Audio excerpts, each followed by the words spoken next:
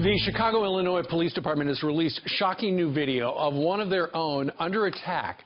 A suspect high on drugs punching and slamming a police officer's head into the pavement. Look at this. Get down on the ground! Get down on the ground! Get down on the ground!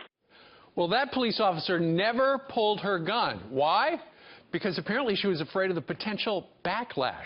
The suspect was eventually arrested and charged with attempted murder. Here to react is retired Chicago Police Sergeant Pete Koconis. Pete, good morning to you. What do you make of, the very latest thing where a police officer now afraid to use her service revolver because she doesn't want the backlash that she might wind up in the paper in the morning? You can't have that thought in your mind when you're going out and working. You can't have that hesitation. You can't have that 1 second delay to let that person get one up on you. Forget about this woman got beaten severely. She's still in the hospital. Yeah.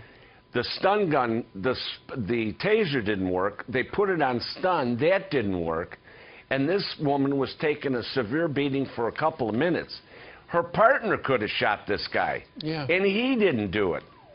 So how can we turn around and have these kind of thoughts and these kind of things in our minds sure, about what are we going to do when we're faced with something? Yeah, Pete, I know apparently you said that if you watch the video, you see the two sheriffs walked up during the fight. They don't get involved.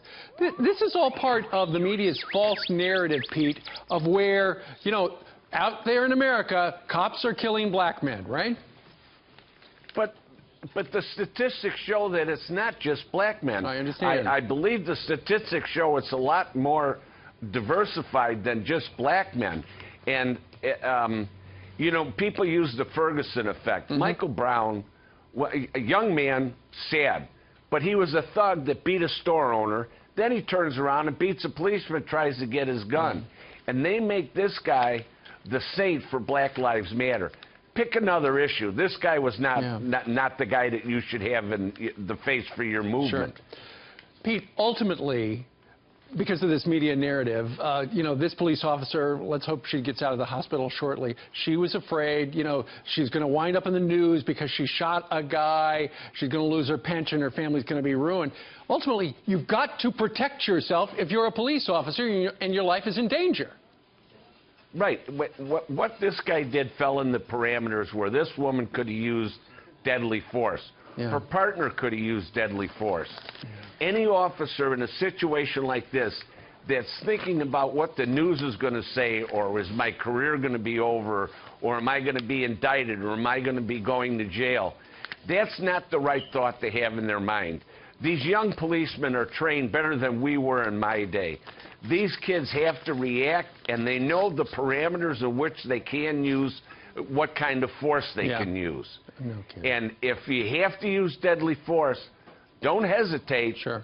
Don't risk your life or the life of somebody else. Right. I'm sure you wouldn't want a policeman to hesitate if a guy's got a gun on you.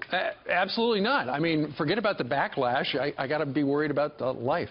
Pete, thank you very much for getting up so early out there in Chicago and giving us your point of view on this. Thank you, sir.